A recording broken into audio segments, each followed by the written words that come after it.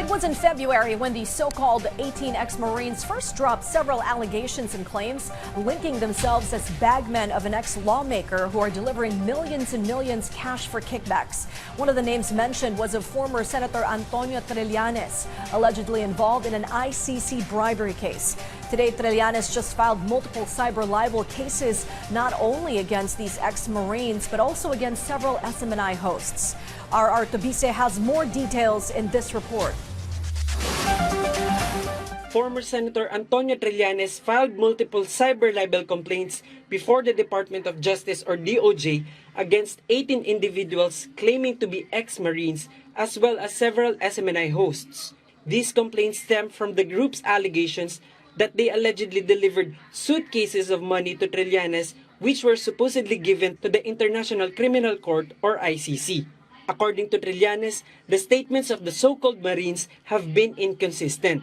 He said that they initially claimed there were deliveries but have since presented different versions of their stories. Lahat ng minensyon nila about me doon sa kanilang affidavit, doon sa kanilang press con, doon sa kanilang mga subsequent interviews, bawat isang occasion na lumabas sila at nagsalita at nagbigay ng kasinungalingan, lahat ito ay kakasuhan ko.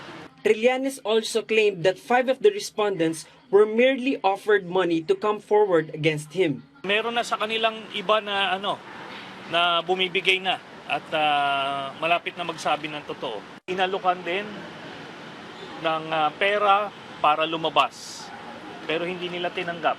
Dito sa mismo sa 18 na to, may mga umamin na talagang wala silang alam. When asked whether this could be considered legal harassment against the alleged former Marines, Trillanes said they have nothing to fear. He had earlier filed perjury and cyber libel cases against the same group last March 5. Also named in the complaint are several SMNI hosts whom Trillanes accused of spreading malicious allegations against him.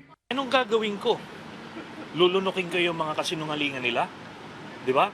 Dapat alam nila yung pinasok nila. Darating tayo sa punto na yon na ilalabas nila kung ano talaga yung totoong storya na nasa likod nung presko na yon. The complaints are expected to undergo preliminary investigation by the DOJ to determine whether there is sufficient basis to elevate the case to court. R. Artubise from the National TV Network for a New and Better Philippines.